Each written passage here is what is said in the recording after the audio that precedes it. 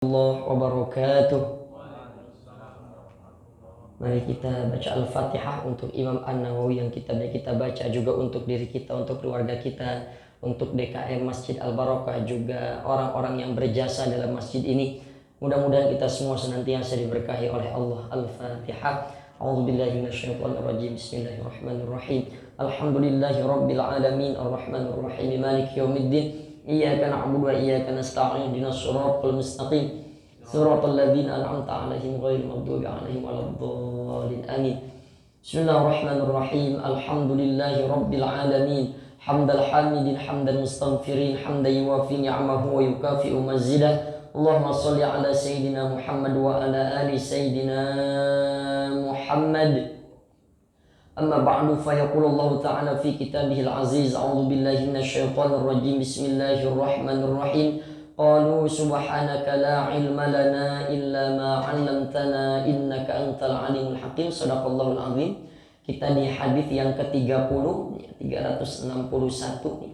An Abi Tha'labah Al-Khushani Jurthum bin Nashir radhiyallahu anhu an Rasulillah sallallahu alaihi wasallam.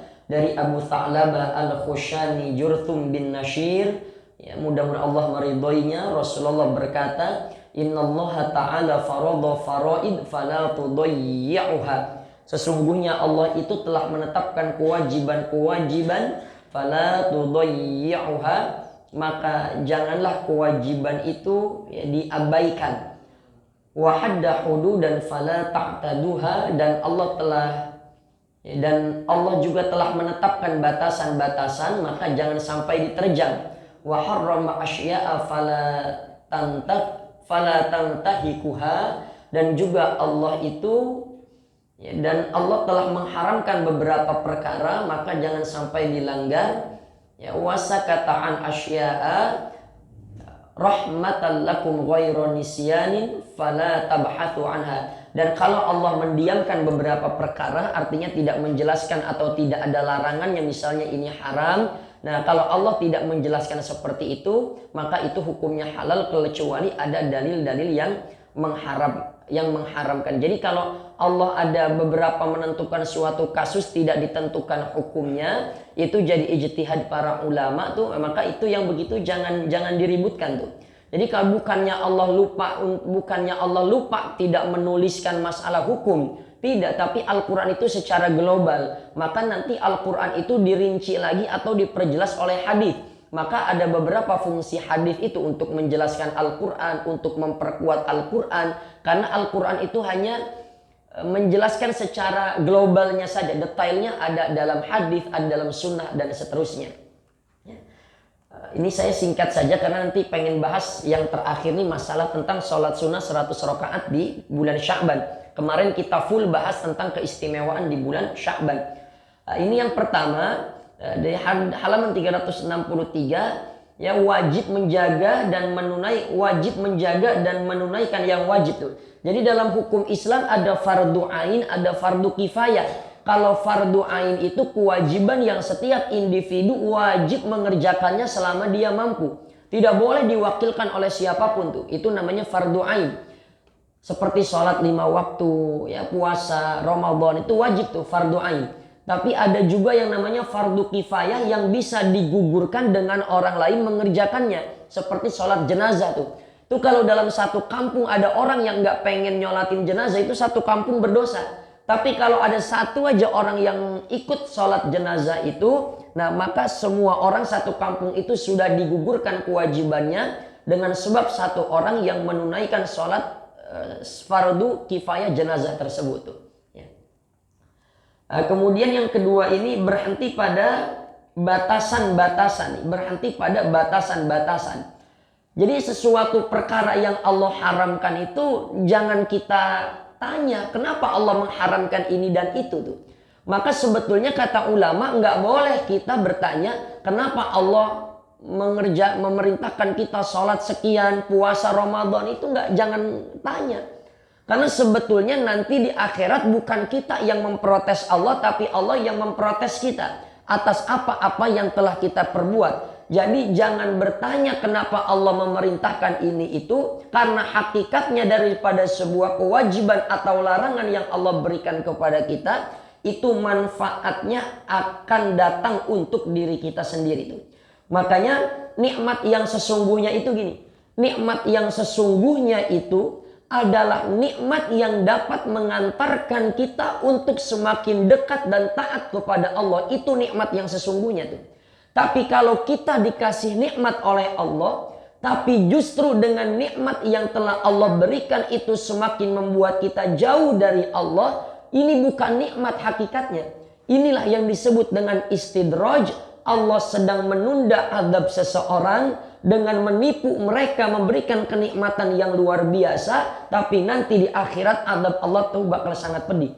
Makanya kata ulama, pinter-pinterlah menilai diri kita. Apakah ini betul-betul nikmat dari Allah atau ini yang namanya istidraj? Khawatir kita ini selama merasa ini nikmat, ternyata itu istidraj. Ternyata di akhir kita nanti bakal diadab oleh Allah. Maka kita jangan penasaran dengan perkara-perkara yang haram tuh. Nggak boleh kita penasaran dengan perkara-perkara yang haram. Makanya kalau lagunya Rhoma Irama tuh kenapa ya, yang enak-enak itu dilarang tuh, yang enak-enak diharamkan tuh.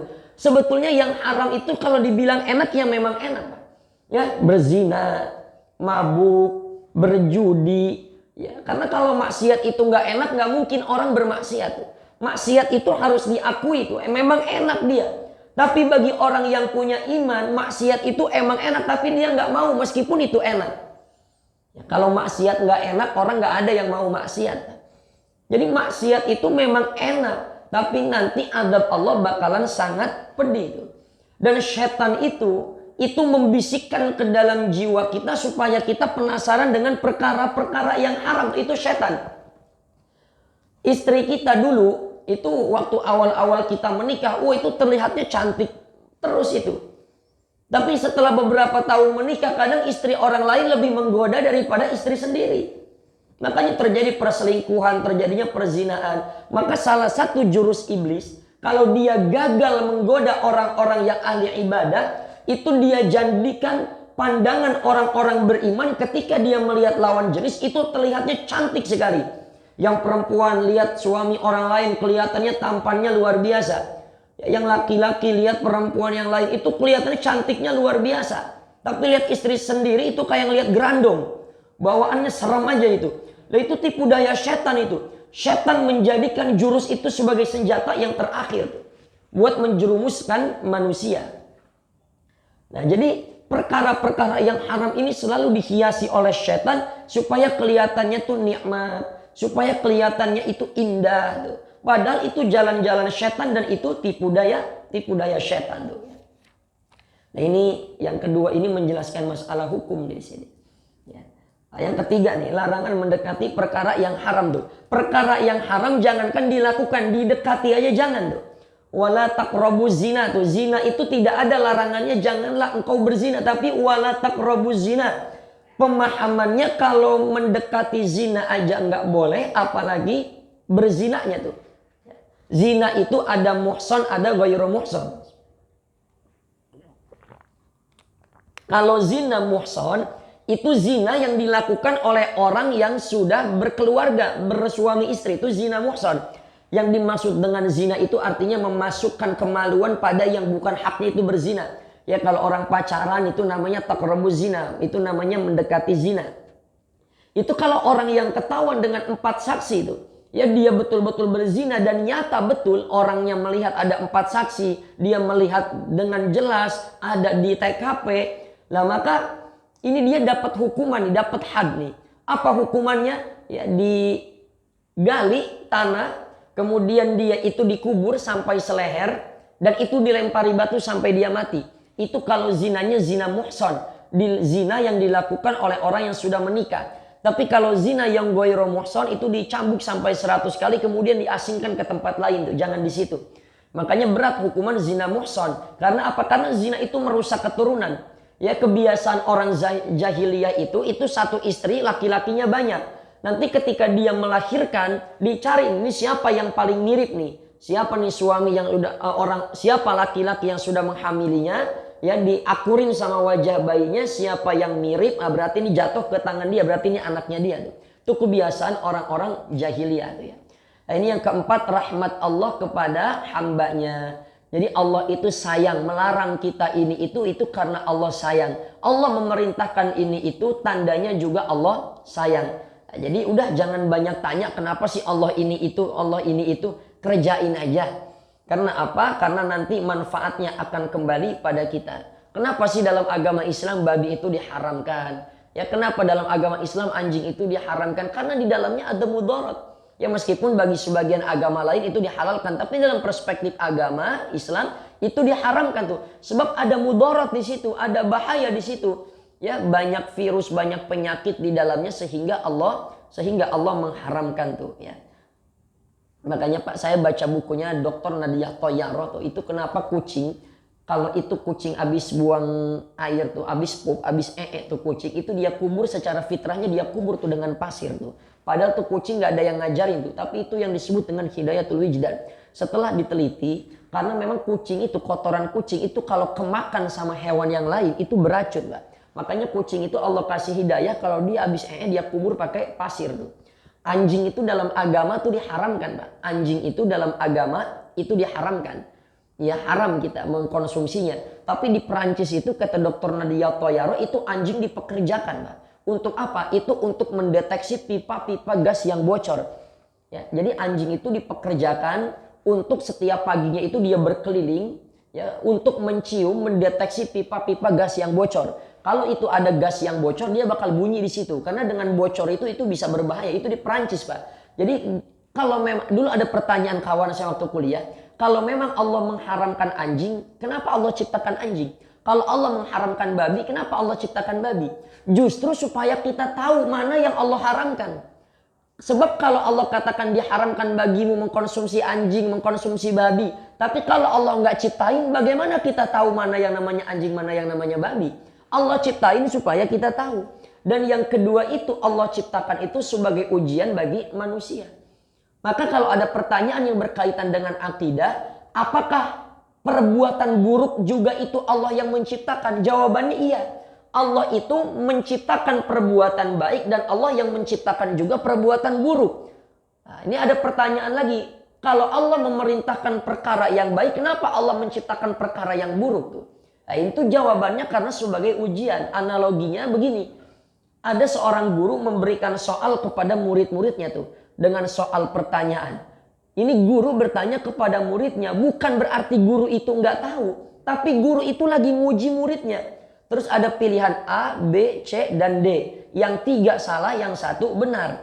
Kenapa ini yang 3 salah, yang 1 benar? Itu sebagai ujian buat muridnya. Supaya dia menjalani apa yang selama ini dipelajari. Mana yang salah, mana yang benar. Maka ketika Allah menciptakan yang baik dan Allah menciptakan perkara yang buruk. Itu bukan berarti Allah senang dengan perkara yang buruk. Tapi yang buruk itu Allah ciptakan sebagai sebuah ujian. Apakah kita ini sanggup melewati ujian-ujian tersebut. Ya. Dan ujian ini bakal datang kepada orang yang beriman. Jadi kalau kita diuji jangan ngomong dosa apa gue dapat ujian begini. Karena orang beriman emang diuji. Ya, kadang kita mau ke masjid aja kesandung kita ngomong ujian apa ini. Gue mau ke masjid pakai kesandung lagi. Ya. Jangan nanya begitu pakai nanya dosa apa. Kalau dipretelin sama malaikat dosa kita banyak betul itu ya. Yang kelima tuh larangan banyak nanya tuh. Kalau mau nanya hikmahnya apa silakan. Tapi kalau banyak tanya kenapa sih begini begitu itu jangan. Itu kayak kaumnya Bani Israel. Ya kayak kaum Bani Israel. Dia yang banyak nanya, dia yang repot.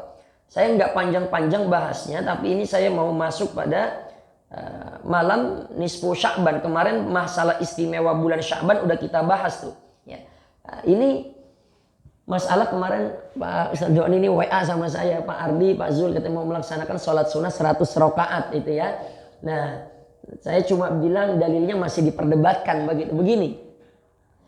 Sholat malam nisfu Sya'ban itu yang 100 rakaat Kan kalau sunnahnya memang kalau yang pendapat yang kuat habis kita sholat maghrib itu sholat sunnah awabin tuh. Sholat sunnah awabin itu 6 rakaat. Ada yang mengatakan 6 rakaat, ada yang menyatakan sampai 20 rakaat. Tapi minimal 6 rakaat tuh. Jadi habis sholat maghrib kita zikir, kita wirid. Nah, kita lanjut tuh sholat sunnah ba'diyah. Ini sholat ba'diyah ini 2 rakaat udah dihitung awabin nih.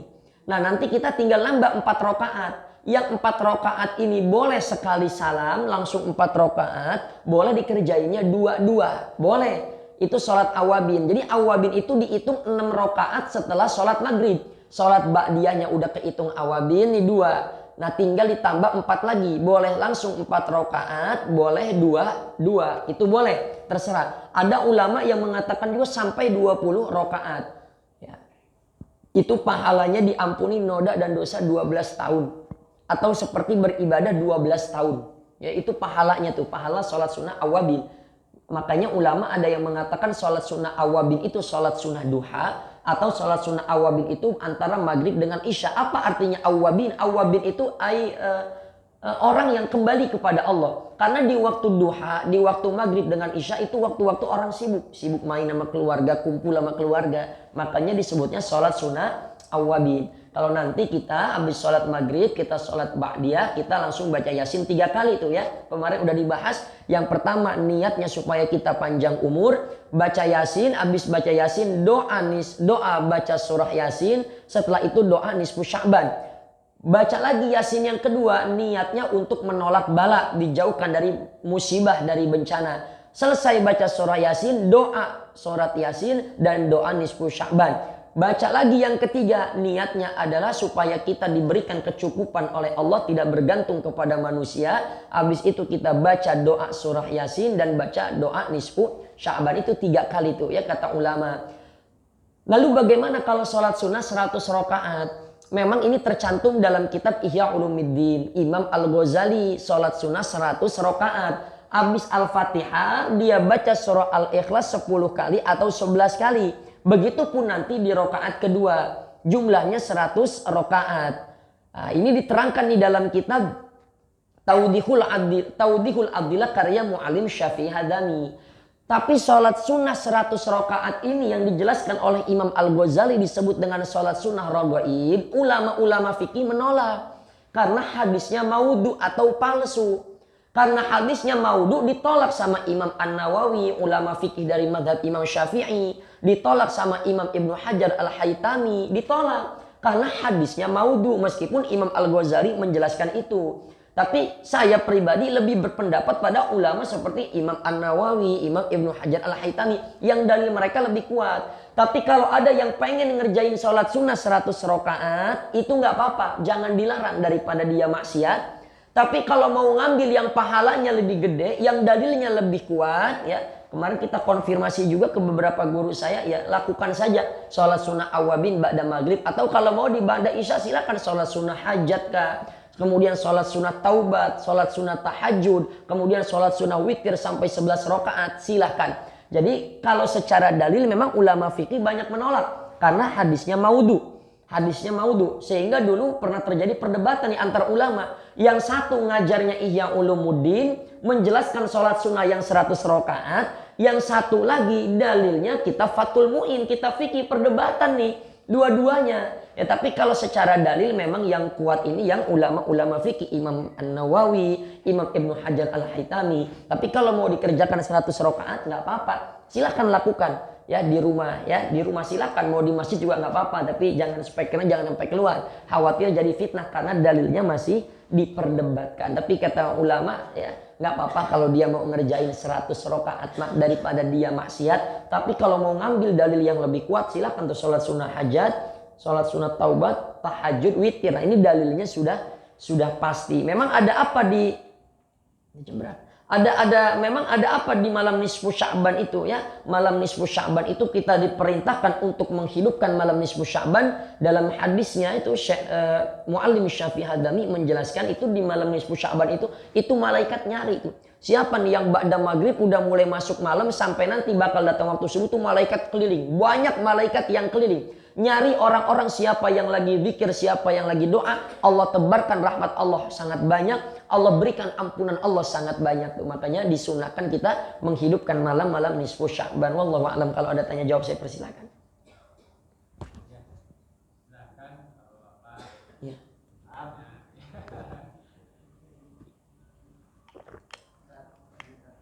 Ya, Pak Ardi. Assalamualaikum warahmatullahi wabarakatuh. Iya, witir. Iya, langsung 3. Oh gitu, iya baik. Ya memang ini tarawih ya, sholat sunnah witir ya, sholat sunnah witir nih. Sholat sunnah witir itu saya pribadi itu melakukannya 2, habis 2 baru 1. Ada yang 3 nih. Biasanya kalau saya ngimamin di masjid-masjid Muhammadiyah saya witir langsung 3 nih.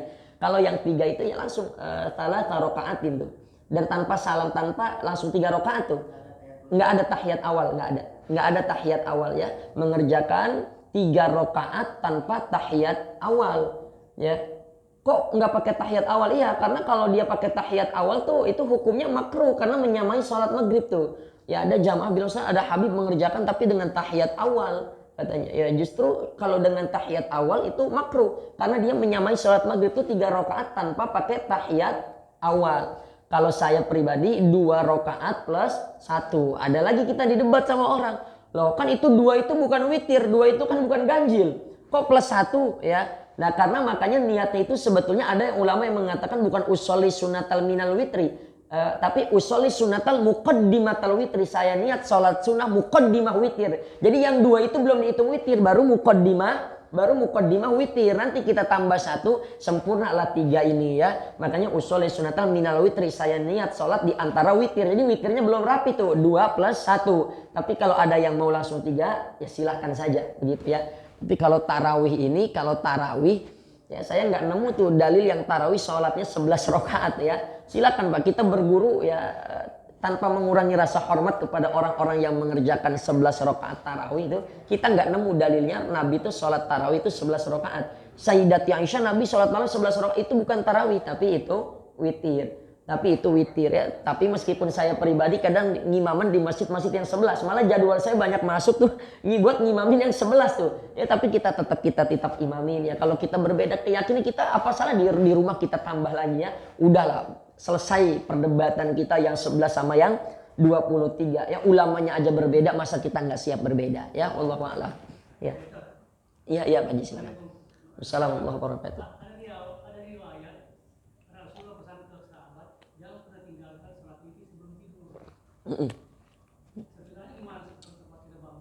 Ya, kalau riwayat yang tadi Bapak baca, Nabi mengatakan jangan pernah tinggalkan sholat witir sebelum tidur. Ya, riwayat lain mengatakan sholat witir bagi Nabi itu wajib. Sholat witir bagi Nabi itu hukumnya wajib. Tapi bagi umatnya ini hukumnya sunnah mu'akkadah. Bagi kita Pak hukumnya sunnah mu'akkad. Tapi mazhab imam lain kalau saya tidak keliru itu Imam Hanafi atau Imam Malik itu mewajibkan sholat sunnah witir. Maka kata ulama, kalau ada ulama Imam Syafi'i menganjurkan saja sunnah mu'akkadah. Sunnah yang sangat dianjurkan. Tapi kalau Imam Hanafi atau Imam Maliki saya lupa itu beliau mewajibkan tuh. Nah ini kaidahnya kata ulama kalau terjadi perdebatan antara ulama yang satu menghukumkan sunnah mu'akkad, yang satu menghukumkan wajib. Maka kalau kita tinggalkan sholat sunnah witir hukumnya makruh. Nah, jadi jangan sampai tuh kita sebelum tidur kita nggak sholat witir, makruh. Allah benci sama kita. Emang gak dosa, tapi Allah benci. Kalau kita masih pemula, males minimal 1 rakaat dah. Minimal 1 rakaat. Tapi kalau udah setahun 1 rakaat mulu gak ada peningkatan, ini si pelit katanya. Ya, bagi Nabi itu wajib, itu witir itu yang sudah qat'i, sudah jelas dalilnya. Ya, yang maksimalnya sampai 11. Itu witir Pak, lakukan witir supaya Allah ridho dengan tidurnya kita, dengan malamnya kita. Begitu ya, Allahu a'lam. Oh iya, boleh. Jadi begini, kadang nih Ramadan nanti banyak yang tanya, Ustaz apakah habis sholat witir boleh kita sholat tahajud begitu ya? Susunannya memang silakan ya, boleh sholat sunnah, sholat sunnah. Kalau mau wudhu, selesai wudhu. Ini kalau mau lengkapnya sholat sunnah wudhu, kemudian sholat sunnah hajat, sholat sunnah taubat, sholat sunnah tahajud ditutup dengan sholat sunnah witir. Lalu kalau kita udah witir duluan tuh bareng-bareng berjamaah, tahajud lagi boleh nggak? Boleh. Tapi nanti abis tahajud jangan witir lagi. Karena tidak ada 2 witir dalam satu malam. Kalau abis witir mau tahajud lagi silakan, nggak apa-apa. Tapi kalau mau idealnya jangan witir dulu. Jangan witir dulu, baru tahajud dulu, baru witir. Tapi kalau memang kita udah ya nggak enak sama teman-teman ya kita sekalian witir habis tarawih itu nggak apa-apa. Tahajud lagi nggak apa-apa. Sholat sunnah lagi nggak apa-apa ya Pak Zul ya. Itu wallahu a'lam.